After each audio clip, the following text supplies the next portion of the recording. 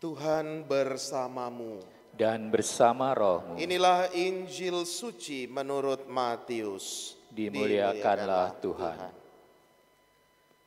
Sekali peristiwa, Yesus menyampaikan suatu perumpamaan lain lagi kepada orang banyak. Katanya, hal kerajaan surga itu seumpama orang yang menaburkan benih baik di ladangnya. Tetapi pada waktu semua orang tidur, datanglah musuhnya menyebarkan lalang di antara gandum itu, lalu pergi. Ketika gandum itu tumbuh dan mulai berbulir, tampak jugalah lalang itu. Lalu datanglah hamba-hamba pemilik ladang itu dan berkata kepada tuannya, "Tuan, bukankah benih baik yang Tuan taburkan di ladang Tuan? Dari manakah lalang itu?" Jawab pemilik itu, "Seorang musuh yang melakukannya." Lalu berkatalah hamba-hamba itu kepadanya, "Maukah Tuan supaya kami pergi mencabut lalang itu?"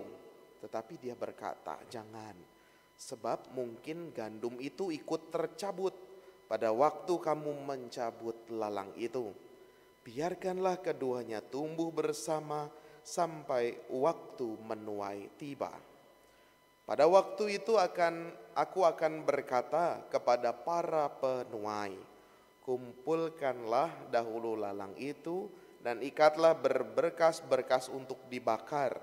Kemudian kumpulkanlah gandum itu ke dalam lumbungku." Demikianlah sabda Tuhan. Terpujilah Kristus.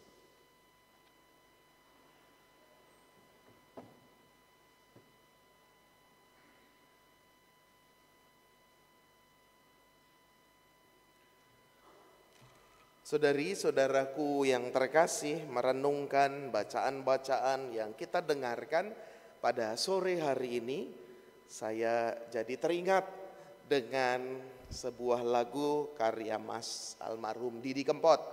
Ya, kalau kita pernah dengar pada saat pandemi ini, waktu awal-awal dulu, ini rame sekali lagu ini. Lagunya saya ambil belakangnya saja. Tak tandur pari, jebul tukule, malah suka teki. Yang tak tandur pari, yang saya tanam padi, tapi ternyata tumbuhnya rumput teki. Nah, ini terkenal sekali itu, tak tandur pari, jebul tukule, malah suka teki.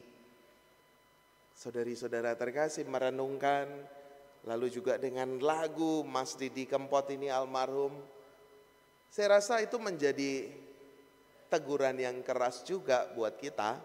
Sore hari ini juga teguran yang keras juga buat kita dari Yesus yang menyampaikan perumpamaan. Hal yang pertama bisa kita renungkan seputaran tentang lalang dan gandum. Kita tahu tadi kisahnya bagaimana Tuan yang punya ladang itu menebarkan benih baik.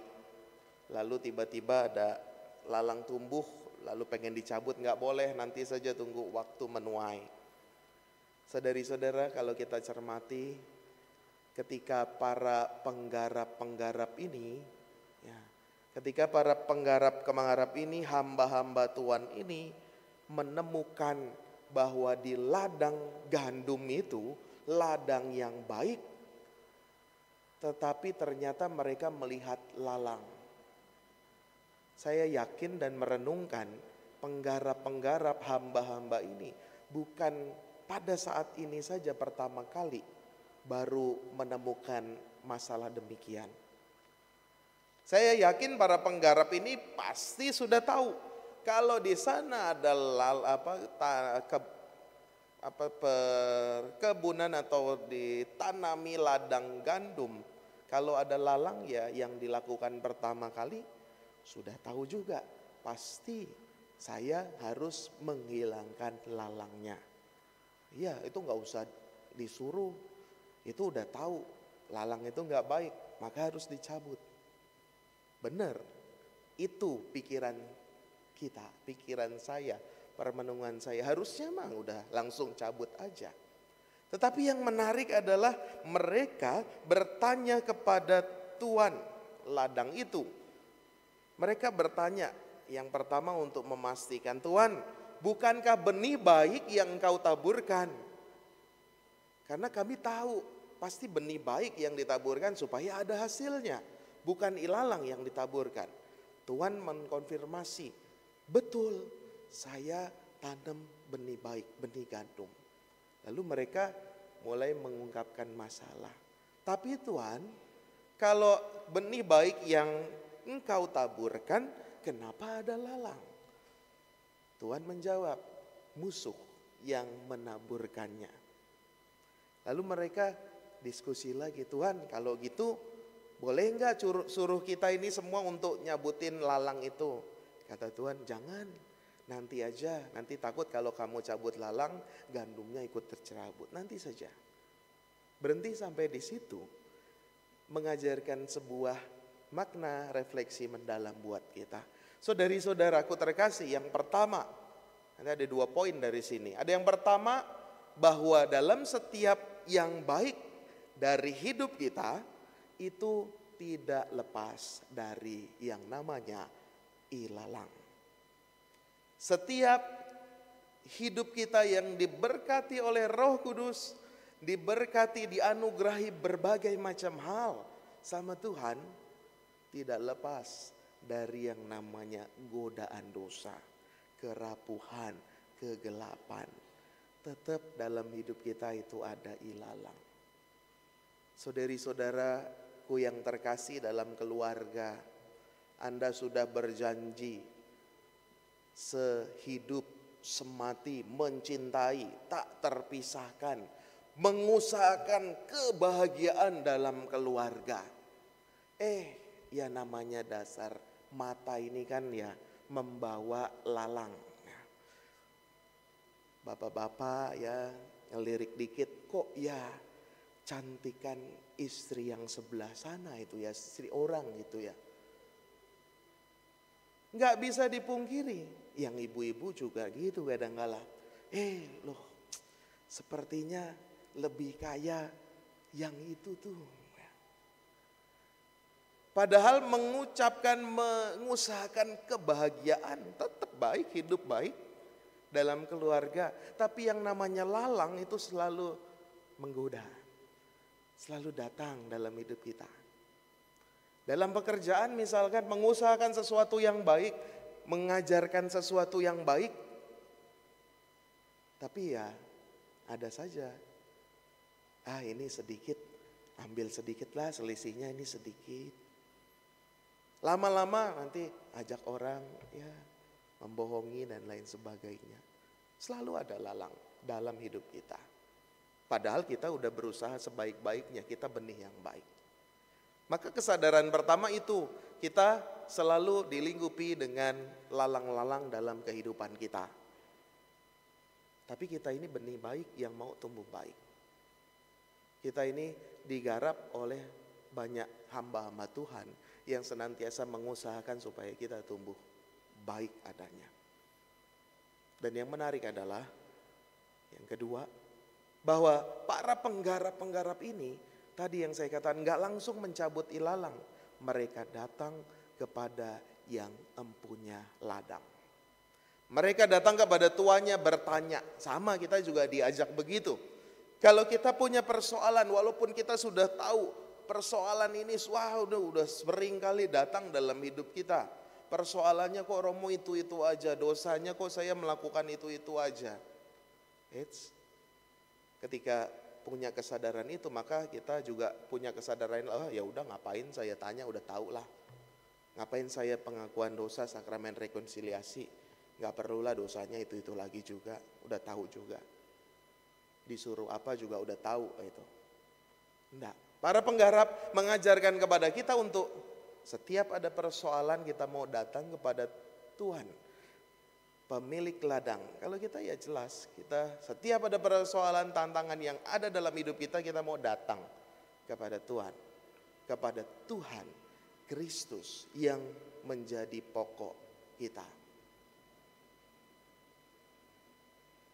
2 poin yang saya rasa menjadi kekuatan kita bersama. Dalam hidup ini selalu ada lalang, maka kita benih baik yang mau tumbuh baik. Yang kedua, penggarap-penggarap ini nggak sotoy, nggak sok tahu, nggak menang sendiri. Mereka tetap tanya kepada Tuhan, bagaimana, apa yang harus saya lakukan. Kita juga diajak untuk itu, nggak sotoy, nggak sok tahu terhadap hidup kita. Kita tanya senantiasa, datang kepada Tuhan. Kita tanya gimana berdiskusi, cara yang terbaik mana, apa yang harus saya lakukan. Itu dibawa dalam doa, ditanyakan dalam Yesus. Lalu yang ketiga, ketika bagian akhir tadi,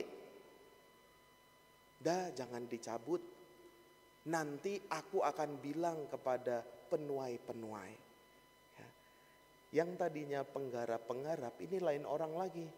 Aku akan bilang kepada penuai-penuai, supaya nanti kalau sudah waktunya musim tuai tiba, yang gandum masuk ke dalam lumbung, yang lalang dibakar. Saudari-saudara, kita tentu nggak mau masuk ke dalam golongan yang dibakar. Artinya lalang, yang nggak berbuah, yang nggak bertumbuh. Kita adalah biji gandum yang baik. Kita adalah benih padi yang baik. Maka isilah, maka hiduplah sebagai benih yang baik. Sehingga pada akhirnya kita bertumbuh berkembang, bukan hanya sebagai gandum yang baik, tapi juga gandum yang berisi. Sehingga akan dimasukkan ke dalam lumbung, dalam kerajaan Allah. Kalau kita benihnya sudah baik, ya kita mau hidup baik pula. Kalau kita benihnya sudah luar biasa, kita mau menjadi berkembang luar biasa juga. Bebas, bisa macam-macam. Padi itu juga jenisnya ada macam-macam. Kita pun bisa mengisi hidup kita dengan kebaikan yang macam-macam, membawa sukacita yang macam-macam. Dari padi tadi jadi beras, dari beras bisa jadi nasi bisa jadi macam-macam. Ada nasi hainam ayam, ya kan? Ada nasi goreng lapciong. Wah, lalu ada nasi kuning telur dadar, macam-macam. Tapi intinya kita bisa bertumbuh, berisi, berbuah. Itu adalah jati diri kita.